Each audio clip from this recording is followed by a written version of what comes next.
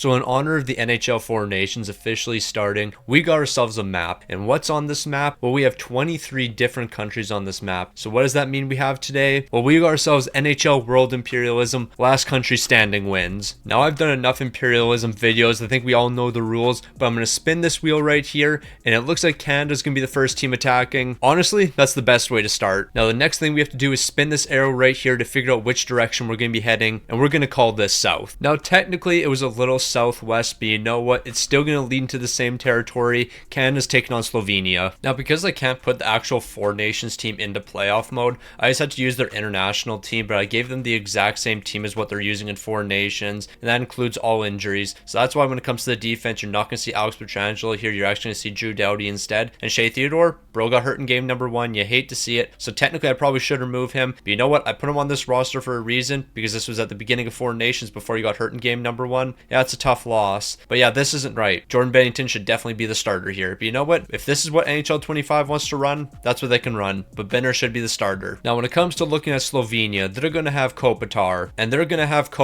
and that's about it. Yeah, this team is not looking that great. There's going to be a lot of countries here that aren't the greatest in the world, but there's going to be a handful of countries that are actually pretty solid. I'm talking Canada, the USA, Finland, Sweden, Russia. They're all going to be looking absolutely elite here. So I'm expecting those 5 countries to get to the final 5, but you really never know what's going to happen. Now I feel like it should go without saying, in a matchup like this, Canada's going to be the heavy favorites. They're going to be picking up 2 goals in the first period, but you know what? Slovenia is actually keeping this game close as they picked up the first goal of the game. So you know what? We can't get too far ahead of ourselves here, but the Canadians are immediately going to be responding. 3 straight goals in the second period. I think it's safe to say this game's over. That's exactly what's happening. It was a dominant performance from Team Canada, a 7-1 victory, and just like that, Slovenia is going to be the first team eliminated. Now I can confidently say, compared to previous imperialisms, there's going to be way more blowouts in these matchups. Like, we're going to have the top countries just absolutely smoking everybody. Like, if the USA matches up against Great Britain, we're going to be looking at possibly 10 goals scored in that game for the USA. But when it comes to countries like Sweden and Finland, if they have to take each other on, that could be a much closer matchup, and it could really go either way. So matchup number 1 is in the books, so that means it's time for us to spin the wheel once again, and it looks like we're landing on Ukraine. So which direction is Ukraine going to be heading? Well, it looks like they're going to be heading slightly northwest, mainly west, but slightly north in the process. Now I think it's important we point out the fact that they went slightly north in the process, because this is directly west. If they go northwest, it's actually going to end up being Ukraine taking on Switzerland. So 2 teams that don't really have a ton of NHL players, but the Swiss certainly have 1 great player. Now this is going to be one of those matchups that isn't really hyped up as much, because the Ukraine, they have no NHL players here. Like, this is just not a great team when you're comparing it to the USAs and the Canadas. So yeah, we'll see what they can do against the Swiss. Like, although the Swiss don't have a ton of NHL players here, they do have a handful. Like, you got Nico Hischier, you got Kevin Fiala, you got Timo Meier, you have Nito Niederreiter, you got Pius Suter down here, and then when it comes to the defense, one man to lead the way, that's going to be Roman Josi. So just based on these NHL players alone, and I completely forgot about Siegenthaler, I have no clue why he's not on the top pairing. I should probably do head coach preferred lines. That would probably make a lot more sense, because yeah, the fact that Pius Suter and Khrushchev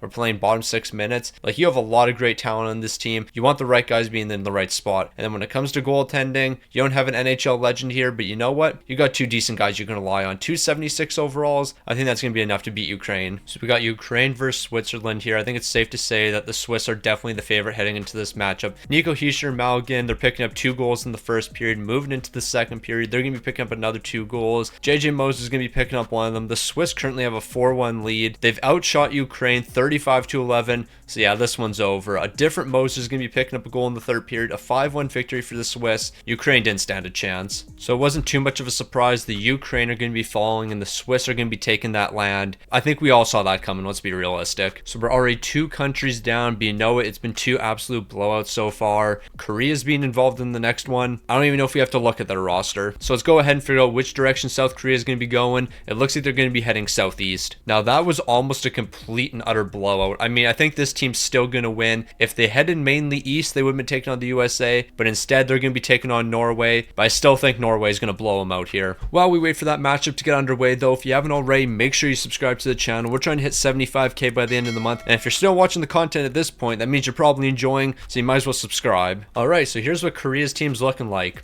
I'm going to be completely honest, they do not stand a chance. There is no way this team is beating Norway. If they beat Norway, they pulled off the greatest upset of all time. Now, I'm not saying that Norway is the greatest country of all time when it comes to producing NHL players, but they at least have Matt Zuccarello. Now, Matt Zuccarello, he's better than any player on Korea, so by by himself, he should probably be able to pick up a hat trick. Just looking at this team, they have way more 60 overall players, and that's going to make a difference. And then when it comes to goaltending, 271s. Although Norway looks like they're heavily favored in this matchup, it really still could go either way. I mean, what am I talking about? Norway by 6 goals. Now, are we going to see our first massive upset in a game like this? Well, Korea is going to be picking up the first goal of the game, and in the second period, it's going to be a scoreless one. Matt Zuccarello, are you a complete and utter fraud? Like, you should have picked up at least 8 goals so far in this game, but right now, Korea is leading 1-0. So it looks like Norway's finally picking up a couple goals, back-to-back goals here, and they now have a 1-goal lead. But this is still a very close game. So I didn't expect this to be the first game we jump into, but it's a 1-goal game. Korea can still make the comeback here, but Matt Zuccarello can also pick up 2 goals in a minute here. So Korea is putting on some pressure right there. They're going to take a nice shot, but you know what? Norway's goaltender is going to be making the big save.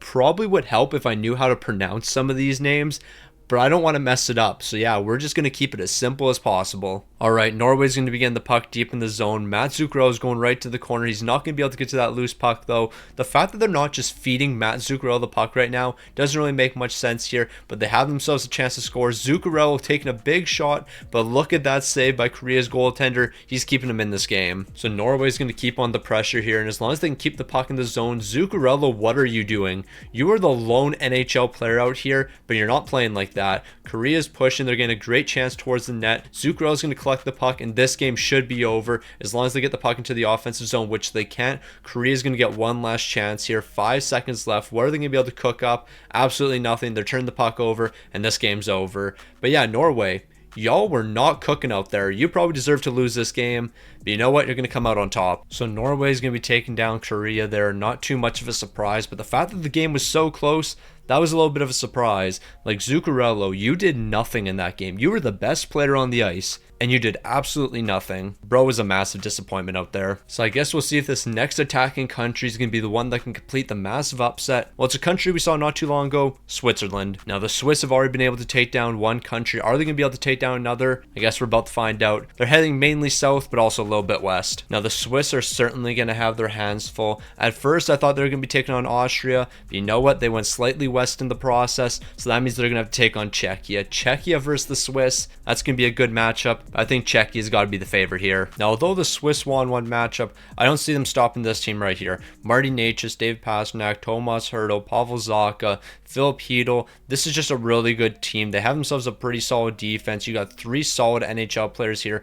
Juan Ruda, Hronik, Gudis. Zaboro's not bad by any means. Then you got a couple 70 overalls in the third pairing, so you got something here. And then you have 2 84 overall goaltenders of Amelka and Peter Mrazek. Yeah, you guys are definitely beating the Swiss. Unless something absolutely stupid happens, you probably should win this matchup. All right, Switzerland, you're massive underdogs in this matchup. Are you going to be able to compete with Czechia? Well, you guys are exchanging goals in the first period, so it's still pretty close. And it's going to be a scoreless second. Are we going to see our first massive upset of the video right here? I guess we'll have to wait and see. No, like, the Swiss are really holding their own right now. We're entering the final couple minutes here. 1:22 left. The fact that this game is so close does not make any sense to me. Like, Czechia should be the clear favorite, but here we are, borderline entering overtime. So we got 40 seconds left in the game. Fox is going to try to get this puck out of the corner, but Nito Niederreiter is collecting it. He's going to try to center it, but the pass can't get across. Here goes Radko Gudas bringing the puck in. He's running the offense. That was a really bad pass. I don't know what bro was cooking up, but that wasn't it. But you know what? Radko Gudas just continued to run the offense. I don't know why you're the man running the offense here,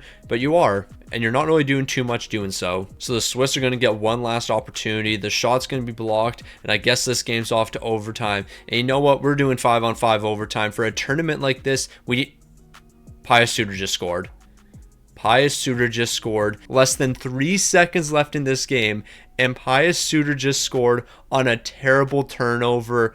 What did I just witness? Czechia falls. The Swiss are completing one of the biggest upsets we've seen. They're taking down Czechia. Czechia should have easily dominated this game, but nope. The Swiss are taking them down, and they're going to be winning back-to-back games. So that was a massive upset we just witnessed. The Swiss taking down Czechia. I was expecting Czechia to be one of those teams that lasted a long time, but apparently not. The Swiss are taking them down. I didn't see that one coming. So I definitely didn't expect the Swiss to be taking down Czechia like that, but you know what? It happened. Finland's going to be the next attacking team, a team full of NHL players. However, we do have to remember they're using their Four Nations team, and this is after all the injuries. This is what the day one rosters were going to look like, so the defense isn't looking the best. Like, maybe I should have gave Finland their healthy team. But you know what? If I'm giving Canada their Four Nations team, and I'm giving the US their Four Nations team, so the US is without Quinn Hughes, I feel like it's only fair for Finland to be missing some of their players. With all that being said, they're heading southwest. But you know what? Southwest really isn't going to be changing too much here. They're still going to be taking on Kazakhstan. And with that being said,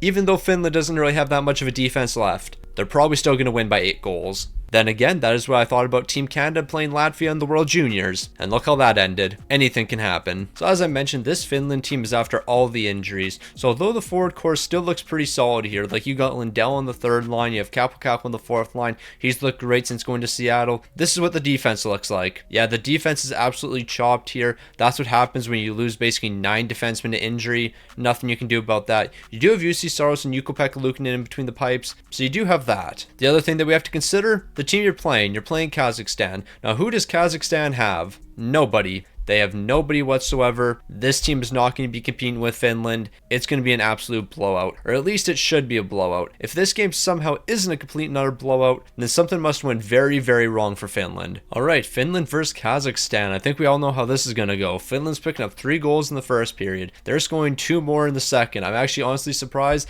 that Kazakhstan was able to score 1 goal in this game, but a 6-1 victory for Finland. Not gonna lie, that was a little bit underwhelming. I was expecting at least 9 goals from you guys. You only picked up 6. You did take 44 shots though, so I mean, yeah, 6 goals on 44 shots, that seems pretty fair. So that was a really quick game, but I think we all knew that was going to happen. Finland's taking down Kazakhstan. That's probably going to be one of the quickest matchups we see today. So another matchup's complete, and that means another country has fallen. Which is going to be the next team to fall? Well, France is going to be on the attack, so we'll see who they have to take on. Now, there's a handful of different countries around France, so who are they going to be taking on? Well, whatever team is southwest of them. I don't know what's been going on in this NHL imperialism, but for some reason, teams love to go southwest. We have landed on southwest a handful of times, and with us landing southwest again, we have France versus Hungary. Alright, so here's Team France. You have Alex Texier, you have Belmar, and I think that's really it. I can't think of any defensemen. Nope, there's no French defenseman, or defenseman from France, I should say. Yeah, this is going to be a very boring matchup. Like, I feel like this matchup is going to be the one that goes to like triple overtime. We're going to be here for 6 hours watching Hungary and France go at each other. I feel like that's really the only option for these two teams. Alright, so I'm not expecting too much to happen in this matchup. I feel like it's going to be a very boring matchup. Both teams are going to be exchanging goals in the first period. In the second, France is going to be taking the 1-goal lead. But then again, there's lots of time left in this one. Neither of these teams is a powerhouse. So Hungary could easily make the comeback, and France could easily score 4 more goals. But it looks like France is going to be picking up another goal here, giving themselves a solid 2-goal lead. And as long as they don't choke that way in the final couple minutes here, they're going to be stealing this game away. But hold on, Hungary's going to be responding with a goal. We have less than a minute left in this game. Hungary's on the power play. They could potentially tie this one up. So we have 20 seconds left in this one. Hungary has done absolutely nothing. They just constantly turn the puck over in the offensive zone. They have a great opportunity right there, but France's goaltender is going to make a huge save. They're going to dump the puck. That's going to waste some time. Hungary only has 10 seconds left. They've got control of the puck. Can they pick up a late goal here? It doesn't look like it. They're going to turn it over. They're going for the empty net. Although they're going to be wide the net, it doesn't really matter. Time's winding down for Hungary, and France is going to be stealing this one away. So France is taking down Hungary, and another country has fallen here. The only thing that we actually have to pay a little bit of attention to is Norway owns this territory right here. Meanwhile, the Swiss own this territory right here. They're all the same color. So the Swiss owns this and they own this, but this is owned by Norway. We can't mess that up. Norway owns this. Switzerland owns this and this. Also, Canada owns this. There's very few colors I can actually do to match teams. Like, there's so many teams that wear red. I did the best I could. Now, there's still a lot of great countries that are yet to attack, so let's see if we're going to get one of those. Denmark, not really the country I was thinking of. I was kind of talking about the US or Sweden, but we got Denmark, and Denmark can still give us a good matchup. So Denmark's going to be on the attack next, and which direction are they going to go? Northwest. Every team loves going west. We're just going to be going west this entire video. Now, this might be a bit of a controversial matchup, but here's Denmark. Here is west. Here is northwest. They technically hit France territory. So I'm going to say this is Denmark versus France. Now, the second I looked at this Denmark team, one name stood out to me. And I'm not talking about any of the NHL players. Mikkel Brocker, now that is a throwback right there. I remember when this man was in the NHL. I guess it really wasn't that long ago, 2019, 2020. But I remember him on the Arizona Coyotes. I remember him, and I believe it was NHL 14 or NHL 15, where he was like an 87 overall. So shout out to Mikkel Cal Brocker. Haven't heard that name in a while. When it comes to the defense, I mean, it's not looking too bad. At least you have 274 overalls here. For a second, I thought this was Nick Jensen. That's not Nick Jensen. And then when it comes to goaltending, that's actually going to be one of the highlights for this team. 88 overall, Freddie Anderson. So this team certainly can't be slept on. So Denmark versus France. Denmark definitely has the goaltending this matchup, but I also think that they have the offense. They got Bjorkstrand, they have Nikola Ehlers, they have the offense, they have the goaltending. They probably even have a better defense than France, but yet it's only a 1-goal game with all of that. So what does goaltending, offense, and defense mean? Absolutely nothing, apparently. Nope, you can be better than your opponent in every aspect of the game, but somehow it will still be a close game. Texier is going to be scoring. We have a tie game entering the final minute here. Never mind. Russell's going to be scoring for Denmark. A huge goal right there. We have a 1-goal game entering the final minute now. If only I had jumped in 30 seconds sooner, then we would have witnessed that goal. Instead, we got to see if France can make the comeback. If France wants to win this game and stay alive in NHL World Imperialism, they got to pick up a quick goal. And you know what? It doesn't look like they're doing that. Denmark's breaking the puck out. They have a chance to end this game. It doesn't matter if we're using NHL teams or we're using international teams. Nobody can hit the empty net.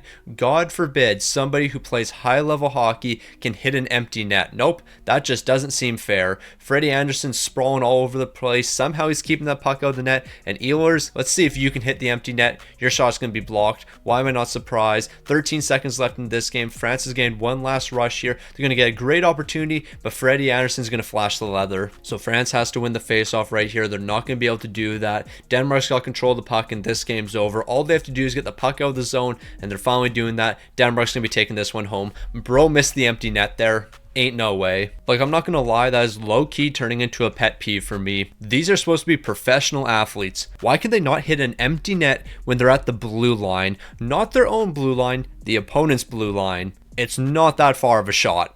They should be able to hit that consistently. So we still have ourselves 12 countries that still need to attack, and it looks like the next attacking team is going to be Russia. Now that's an absolute powerhouse right there. Now I feel very confident in saying whichever team Russia takes on, they're going to be winning. They're heading northeast. So Norway, I feel incredibly bad for you. Russia is going to smoke you. That team is absolutely elite from top to bottom. Like when it comes to the goaltending, Vasilevsky, Shesterkin, Sorokin. They could run any of those three. That's an elite goaltending trio. Now Team Russia isn't in NHL 25 for some obvious reasons, so I went ahead and created them, and this is the team we're looking at. An absolutely elite forward core. The defense, that's looking spectacular as well. Like, there's zero weaknesses. And then as I mentioned, the goaltending, Shesterkin, Vasilevsky, Sorokin, that's the three goaltenders they have. There's virtually no weaknesses on this team. Like, the forward core is absolutely impeccable. If I were to say this team has one weakness, it might be the right side defense. Like, I think out of any spot on this team, that might be the weak point. But if your weak point is a defense looking like this, I think you're still in a great spot. So as we've seen in a couple matchups so far, anything can happen, but this can also happen. An absolute masterclass by Russia. 7-0.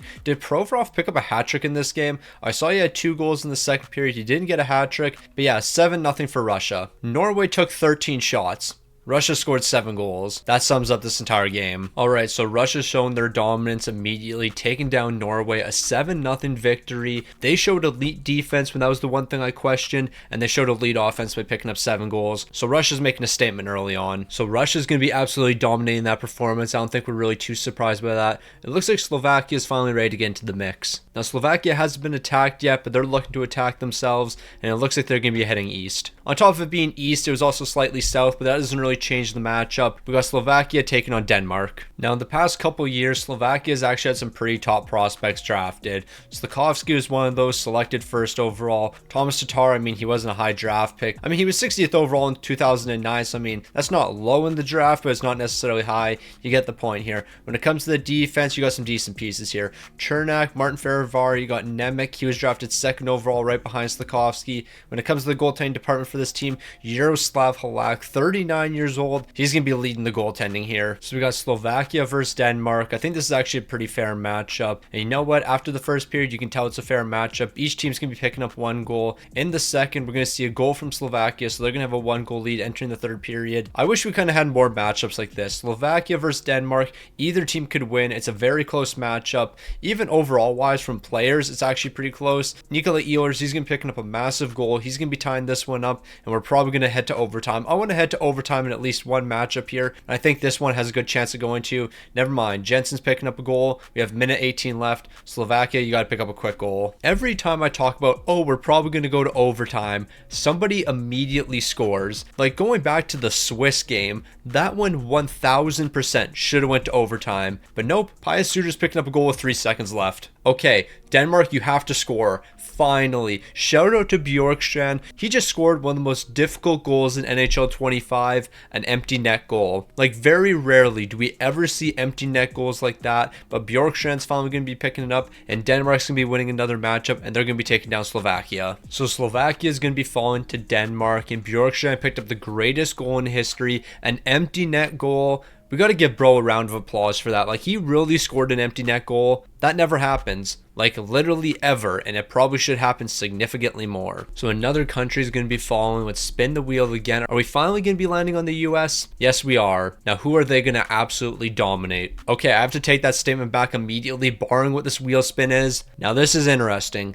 This is very, very interesting. Because as much as I was about to gas up the US, who are they taking on? Well, they're entering this territory right here. Who owns this territory? Russia. We have Russia versus the United States, two incredible teams. This is going to be the best matchup we've seen yet. Now, it's not like Team USA is bad by any means. Like, this is an elite team. Obviously, they have absolutely no weaknesses whatsoever. From top to bottom, the US is absolutely locked in. However, all it takes is one loss. You're taking on Russia. It's a best of one. Whoever wins that game wins it, single elimination, and anything can happen in single elimination. So we have two of the top teams. Okay, this one is over already. Yep, the US won. This was supposed to be a really close game. Like, this was supposed to be one of the most entertaining games. 7-2 for the United States. Why did that have to happen? I was fully expecting this to be like a 4-3 game, a 3-2 game, a game that goes into overtime. But nope, the USA is scoring 7 goals and taking Russia out. That kind of sucked, I'm not gonna lie. Like, 4 goals in the first period and this game was over. That was a letdown. Yeah, like, that was supposed to be like one of the best games we got to witness. The USA taking on Russia.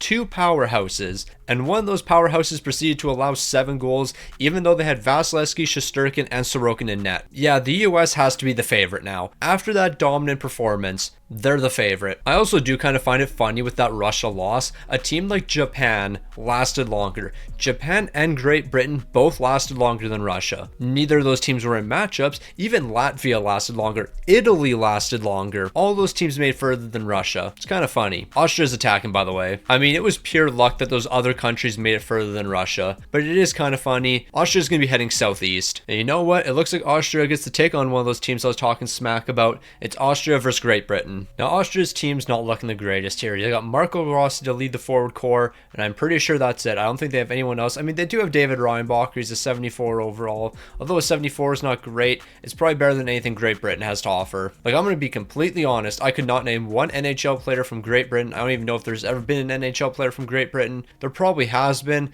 but it doesn't look like there's any current players from Great Britain. So yeah, I don't see this team winning. Then again, besides Marco Rossi and David Reinbacher, Austria doesn't really have too much. So Marco Rossi, David Reinbacher, can you lead Austria to greatness here? Well, Marco Rossi is going to be picking up the first goal. In the second period, though, it looks like Great Britain's actually going to be picking up 2 goals here. A bit of a surprise there. They're actually putting some pressure on Austria. I wasn't expecting that. And you know what? It looks like Great Britain's going to keep that pressure going. They're picking up a power play goal, but Marco Rossi said, nah, let me get on this goal scoring. And they're going to continue to score goals here. Austria's taking the 1-goal lead. But you know what? The way goal scoring's been in this game, I'm fully expecting another goal late in the third period. So there's 44 seconds left in this one. That's enough time for one more goal. And Marco Rossi, he's looking to pick up the hat trick. So here goes Great Britain with 35 seconds left. They're going to dump the puck. Me personally, I'm not dumping the puck in that situation. Marco Rossi, take this yourself. Instead, he's actually going to pass the puck here. Or never mind, Marco Rossi's going to get it back. And they don't have the goalie pulled. I thought Marco Rossi was going to be picking up the empty netter here, getting himself the hat trick.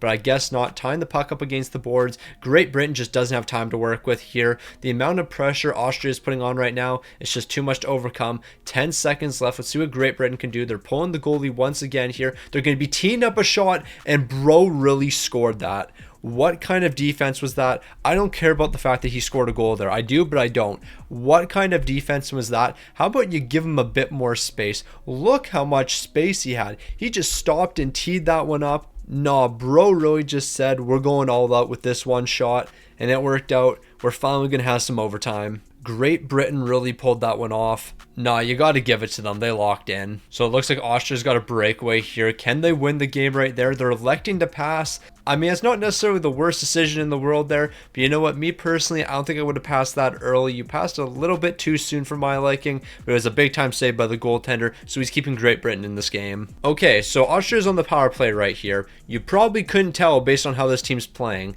but they lost the face-off in the offensive zone. Great Britain cleared the puck. Marco Rossi just about scored there, but right after Great Britain cleared the puck, it took them 1 minute and 40 seconds to get back into the offensive zone.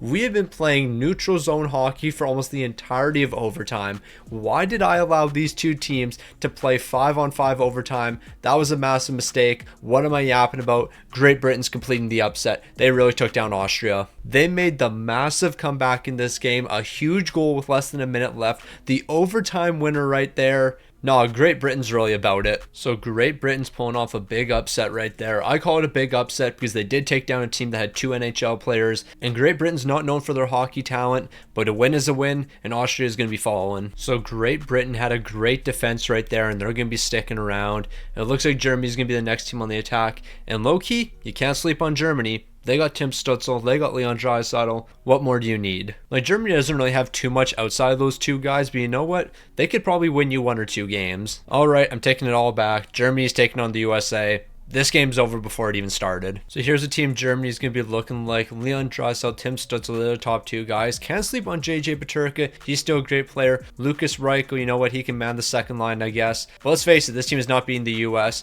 Mo Seider, a great defenseman for them. Goaltending, they got Grubauer. But yeah, this team is just not good enough. Plain and simple. Alright, if the US can beat Russia 7-1, they can win this game. What am I witnessing? How have the US not scored a goal yet? They picked up 3 in the second period. That's a bit more realistic. Another 3 in the third period, 6-1. That's what I was expecting. I mean, truthfully, I was expecting 9 goals, and the fact that Grubauer actually allowed less goals than Shesterkin, Vasilevsky, and Sorokin, very impressive. But the moral of the story, that's another quick matchup. The US is going to be taking down Germany. We all expected it. Now, truthfully, we don't really have the greatest teams left on this wheel except for Sweden. We're landing on Poland. I'm going to be honest, I cannot think of an NHL player right now from Poland. Might be sleeping on somebody, though. Now, Poland, unless you have a superstar I don't know about, you could be in a little bit of trouble here. It's over already. I don't even think we have to simulate this matchup. So, Poland, for heading directly south, this is your prize. You get to take on Canada. Good luck with that. Alright, so this is what Poland is cooking up. This team right here has to beat Canada. There is not a chance that happens. Alright, so Poland, are you going to pull off the greatest upset of all time?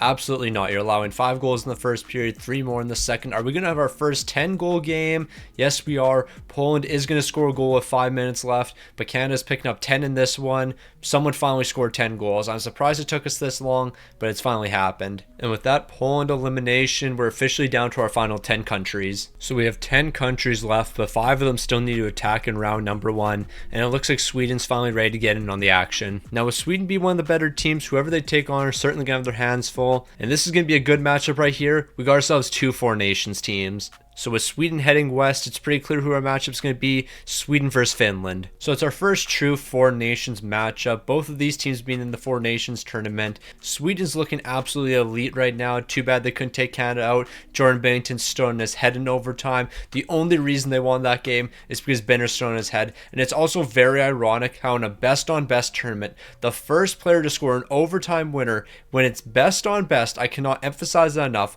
best on best, it's a Toronto Maple Leaf scoring the OT winner. Mitch Marner really scored the OT winner. Out of any player on Team Canada, it was Toronto Maple Leaf Mitch Marner. You can't make that up. Alright, so Sweden and Finland, our first Four Nations matchup. I'm not sure if I've mentioned that enough times. This is the first matchup that features multiple Four Nations teams. I don't know if I've mentioned that before. Definitely haven't said it a million times. Patrick Laine's got the lone goal in this game so far, so we got another close finish. And with a massive goal from Mikko Rantanen and Barkov, I think they're going to be taking this game away from Sweden. I didn't think Finland was going to be winning a game, especially against Sweden, considering their defense is completely destroyed right now. But not only do they beat Sweden, they shut them out. So Sweden's going to be falling early in this one. I mean, I shouldn't say they're falling early, like we're halfway through the video at this point, but still, the Finnish players are really showing up when it matters. So shout out to those boys from Finland stepping up in the big time moments, and they're going to be taking down Sweden. So that means they're the first Four Nations team to fall. Alright, I think I've said the words Four Nations enough in this video, but I'll probably say it a couple more times. Latvia, you're going to have your hands full unless you play Canada and then you will somehow win. Like if I'm Latvia, I want to head southeast. That's the only time you have a chance. You got Finland instead. So Latvia, good luck. You have to take on Finland. Yeah, you don't have a chance. So here's what Latvia is looking like. I'm going to be completely honest. I did not realize Teddy Bluger was from Latvia. That is new news to me. Gergensons, you're going to be holding it down the first line as well. But yeah, I did not realize that Teddy Bluger is from Latvia. Elvis Merzlikins going to be the starting goaltender. Shilov's going to be the backup. So when it comes to the goaltending tandem, they're actually not too bad. Everything else about this team is just kind of mid. Alright, so the Finns definitely have to be the favorite in this matchup. But you know what? Being the favorite doesn't always work out for a team. Patrick Laine, once again, he's going to be picking up the first goal. In the second period, though, Teddy Bluger and Gergensons, they're keeping this game close. Kaapo Kakko's picking up a late second period goal. But we have a tie game right now. Latvia's not going down easy. Joel Embiid is immediately scoring. Granlund's immediately scoring after that. Okay, maybe I was gassing up Latvia a bit too much. Teuvo Teravainen scoring. Yeah, this game's over. That is a lot of goals in the third period. 6 goals to be exact. An 8-2 victory. Yeah, that's how you score goals. So Finland's picking up 6 crucial goals. They're taking down Latvia. We could potentially have another all 4 nations matchup. Canada's almost fully surrounded by Finland, but Denmark is kind of chilling there. So yeah, I guess we'll see what happens. So we got ourselves 3 countries left on the wheel, and it looks like Great Britain's going to be getting into another matchup here. I actually can't remember which countries are still around them. Like, I remember the US is close to them, and I believe Switzerland's close to them.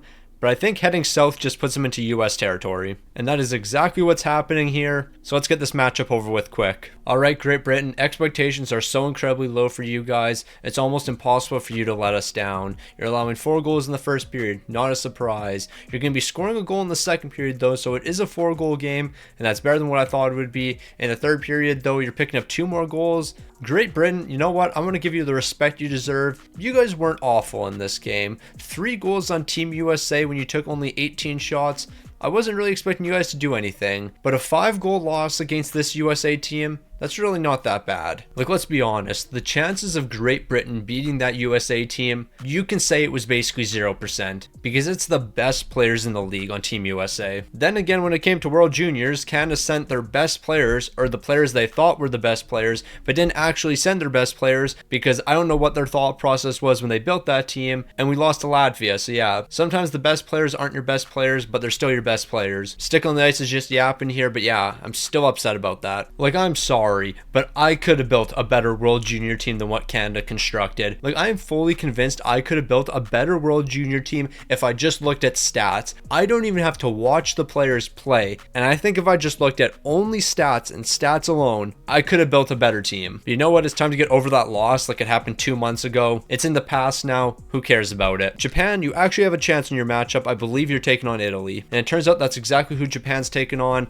It's going to be Japan versus Italy. Now, in a matchup like this, you just have to feel bad for Italy because they're in a lose-lose position. No matter what happens here, they're basically going to be eliminated. If they lose to Japan, they're eliminated. However, if they beat Japan, they're also eliminated. Now, how could they be eliminated if they win? Well, if they win, then we have to spin the wheel again to figure out who's going to be the next attacking team. It's going to be Italy because they're the only team left from round number 1. And what country completely surrounds Italy? Well, it'll be the US. So that means if Italy wins this matchup, they have to immediately turn around and beat the US. So yeah, it's kind of a lose-lose. So we're about to find out, is Italy going to be losing to Japan or are they going to be losing to the US? It's one of the two. They currently have a 1-goal lead entering the third period. I guess if you lose to the US, it's a bit more respectable than losing to Japan. But then again, losing to Japan by 1 goal compared to losing to the US by 10 goals, which is really worse at the end of the day. But it looks like Italy's going to go for the option of losing to the US here. They're picking up 2 goals in the third period. Let's move on to our next matchup. We don't even need to look at the map yet. We already know what's going to happen. Alright, Italy, so you got past Japan, and here's your award, taking on the US. But you're actually not getting completely dominated through the first period.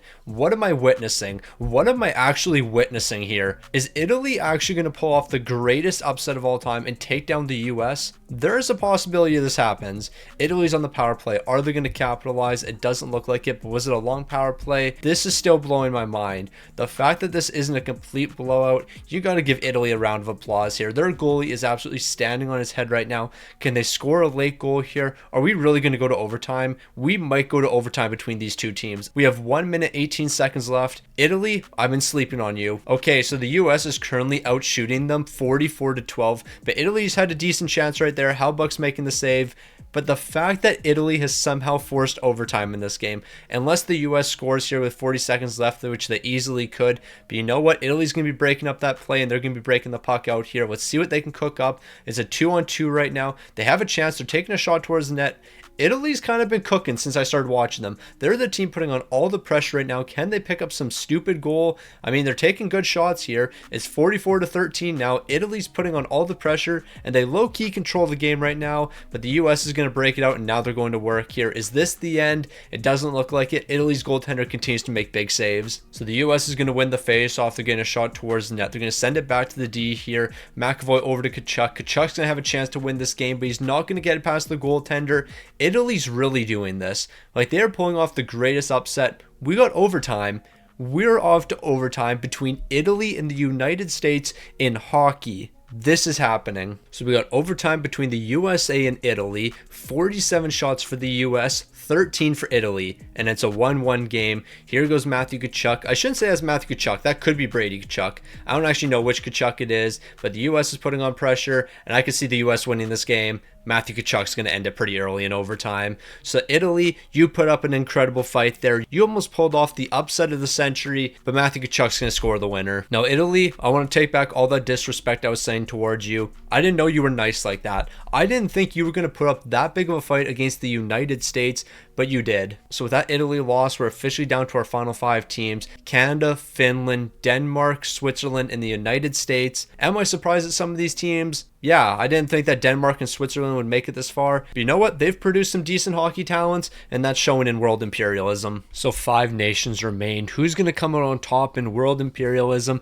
Is it going to be Switzerland? Because they're going to be attacking next. Now, Switzerland's going to have to take on a great team no matter what. And it looks like that team is going to be Finland. Now, Finland's probably one of the best options they could have gotten here. It was either going to be Finland, Denmark, or the USA. I guess Denmark would have been an easier matchup, but Finland's the second best thing they could have gotten. So the Swiss are looking to do something I wouldn't have expected from them, and that's make it to the Final Four. Roman Jossi's going to be picking up the first goal here, and it's going to be a scoreless second. The Swiss really have a good chance of upsetting the Finns here, and this team actually has a chance to win it all. Like, cut to the chase, we're going to be down to 4 teams. At that point, anything can happen. We saw what Italy did to the US. They put them on the brink of elimination. They won the game in overtime. If the Swiss can win this game, which it looks like they're going to be able to do because Kevin Fiala is picking up a massive goal, they're going to be staying alive here, and one of our final 3-4 nations teams is going to be falling. Alright, I'm going to be completely honest. I never expected for the Swiss to basically make it from one side of the map all the way to the other, so they're technically the same color as Canada. Not anymore though. Nope, they're going to be changing color here. The Swiss are still alive. I have no clue how they're still alive,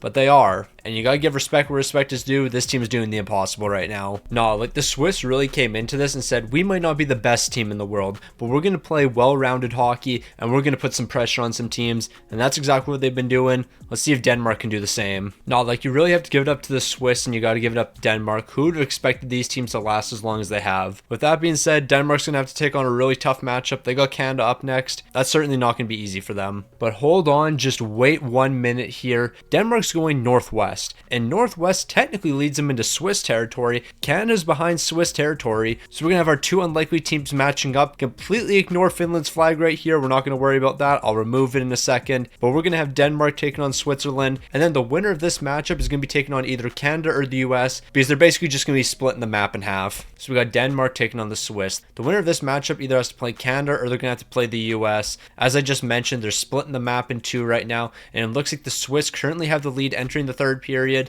but not for long. Denmark's going to be responding. We got ourselves a tie game. But it doesn't look like that tie game's going to be lasting for too long, because Denmark's going to be picking up a huge power play goal. We're hitting the 5-minute mark, and Denmark's still leading by 1 here. Are the Swiss going to find an answer? I guess we're going to have to see. They got a minute 30 to work with here. It's time for them to lock in. So the Swiss are putting on some good pressure right now, but it looks like Denmark's finally going to be breaking the puck out, and they have a chance to end this game. Did I just witness somebody scoring an empty net goal from outside of the offensive zone? Bro scored from the neutral zone. Denmark scoring from the neutral zone. The Swiss are officially eliminated. How in the world did he just score from the neutral zone? That doesn't happen in NHL 25. Bro was closer to center ice than the offensive zone blue line. He really scored that. Got to give a shout to Denmark. They know how to close out games when there's an empty net. Now, if you asked me at the beginning of this video, when we got to the final 3 teams, who would own the most land, I wouldn't have said Denmark. But Denmark currently owns the most land right now. Canada, Denmark, USA.